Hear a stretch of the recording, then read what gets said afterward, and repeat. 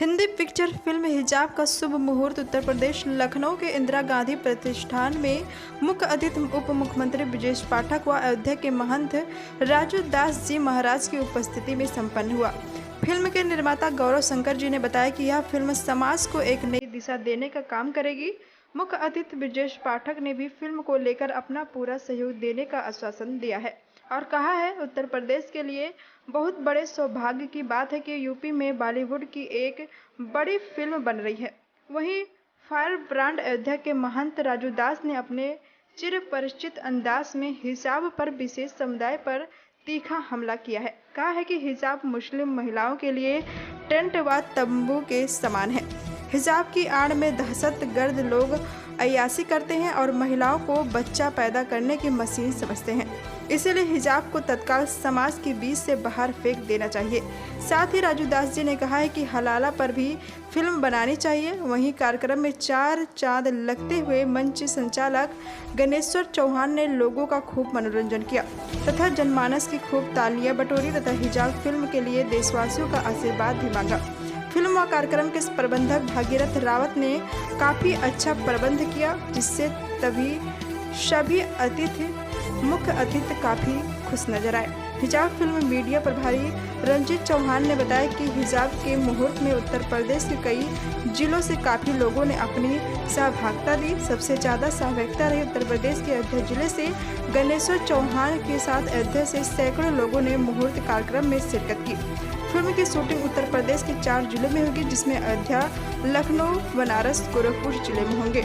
हिजाब फिल्म में बॉलीवुड दिग्गज कलाकारों के साथ उत्तर प्रदेश के कलाकारों का समावेश होगा।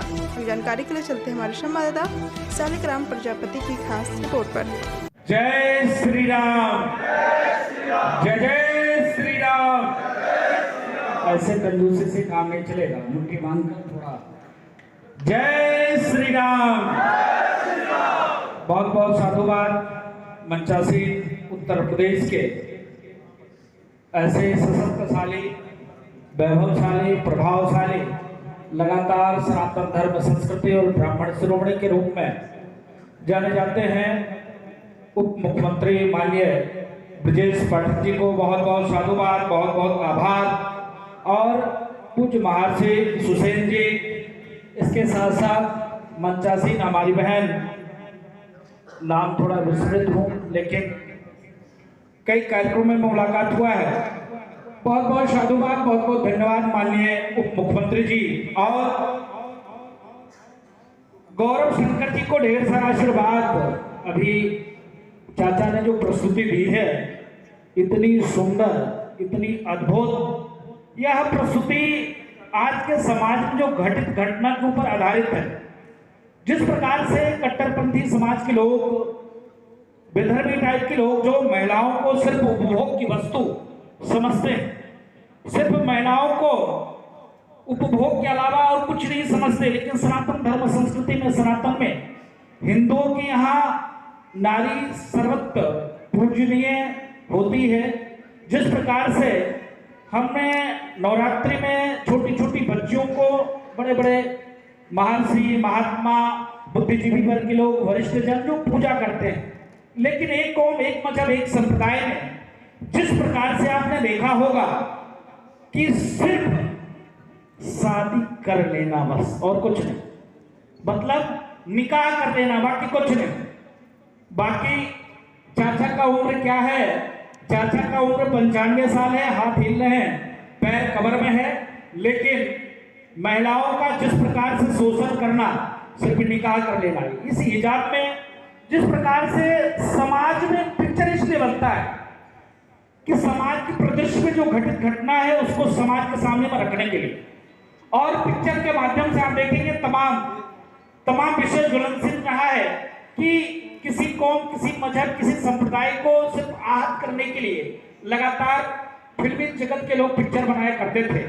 लेकिन मैं साधुवाद देता हूँ गौरव शंकर जी को और तेजस फिल्म के बैनर तले हिजाब का जो आज मुहूर्त है, इस मुहूर्त के माध्यम से देश और दुनिया में हिजाब को किस प्रकार से इस पिक्चर के माध्यम से जो हमारी महिलाएं परेशान है, प्रताड़ित है, शुद्ध रूप से तिरपाल उड़ाकर उनके साथ जो व्यभिचार किया जाता है, जिस प्रकार से आप देखेंगे, हमने देखा माननीय उप मुख्यमंत्री जी चुनाव में पुरुष वर्ग हिजाब पहनकर वोट डालने आ गया था।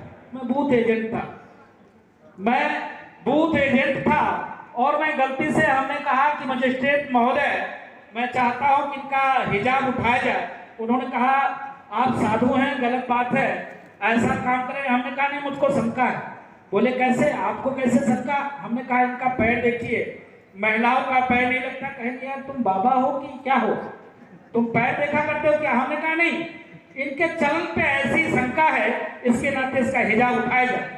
मुस्लिम पक्ष के लोगों ने विरोध किया महोदय, लेकिन आभार मैं देता हूं वहां के सीओ महोदय को, वो बीच में आए। उन्होंने कहा ठीक है, अधिकार है और एजेंट है किसी पार्टी के, और इन्होंने कहा तो सुना जाए। और 8 लोग थे, 8 के 8 नौजवान पुरुष थे और महिलाओं के भेष में हिजाब पहनकर वोट डालने आए थे।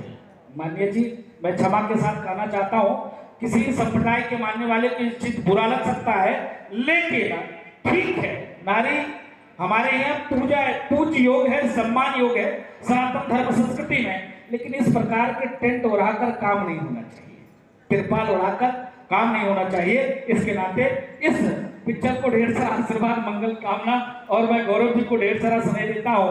माननीय मुख्यमंत्री जी जिस प्रकार से व्यस्त है, व्यस्ततम समय में भी निकाल के आए और उनका मन किसी अन्य कार्यक्रम में लगा हुआ है, उनको जाना है, कह रहे थे राजदा जी जल्दी करो, आज कार्यक्रमों में जाना है। इसके नाते कम शब्दों में बहुत बहुत ढेर सारा आशीर्वाद, मंगल कामना करते हैं। और देश जिस प्रकार से आगे बढ़ रहा है, माननीय उप मुख्यमंत्री जी के नेतृत्व में, संघ विचार परिवार के नेतृत्व में ऐसे ही देश आगे बढ़ता रहे और समाज में जो क्रूरता है, जो कुप्रथा है, जो समाज में एक प्रकार से थोपने का विषय वस्तु है, वो धीरे धीरे समाप्त हो। हिजाब के माध्यम से देश और दुनिया के सामने में आप रख रहे हैं। बहुत बहुत साधुवाद, ढेर सारा आशीर्वाद। जय जय श्री राम। से प्रोपोगंडा महिलाओं के साथ करोगे तो नहीं चलेगा। ये धर्म से मुझे याद आया है, अभी कुछ दिन पहले हमने एक वीडियो देखी थी जिसमें कहा गया कि सारे मुल्ले मारे जाएंगे, राम राम चिल्लाएंगे। आप भगवान राम के अनन्य भक्त हैं और मैं आपसे जानना चाहता हूँ, जो लोग भगवान राम का नाम हिंसात्मक रूप से ले रहे हैं, उनको क्या जवाब देंगे? मैं भी तो पूछता हूँ उन लोग से भी जो कहते हैं भारत तेरे टुकड़े होंगे, इंशाअल्लाह इंशाअल्लाह, ये कौन बोलता है? ये भी तो बोलता है। वो लोग भी बोलते हैं 2047 तक हिंदुस्तान ये मुस्लिम देश हम बनाने के लिए अग्रसर है। ये विषय बहुत गंभीर है। आपने कहा हाँ, कुछ लोग हो सकते हैं। सनातन सदैव सिखाता सर्वे भवतु सुखिनः सर्वे सन्तु निरामयाः। विश्व बंधुत्व के साथ पार ब्रह्म परमात्मा भगवान श्री राम, मर्यादा पुरुषोत्तम भगवान राम है। उन्होंने सबको गले लगाया। सनातन संस्कृति ने तो सबको फलने फूलने का अधिकार है। वही हिंदुस्तान देश है जहाँ पर मुसलमान जगत में भी, इस्लाम में भी सभी फिरकों को निज स्वतंत्रता दिया है। अपने अपने तरीके से मस्जिदों में नमाज अदा कर सकते हैं। आप देखिए सीरिया, ईरान, इराक क्या स्थिति है, वहाँ मस्जिदों में बम धमाका होता है। वो भी किस समय में? उनके जो त्योहार होते हैं उस समय में, उस दौरान धमाका होता है। वहाँ को राजूदास कहाँ है? वहाँ तो सब इस्लाम को मानने वाले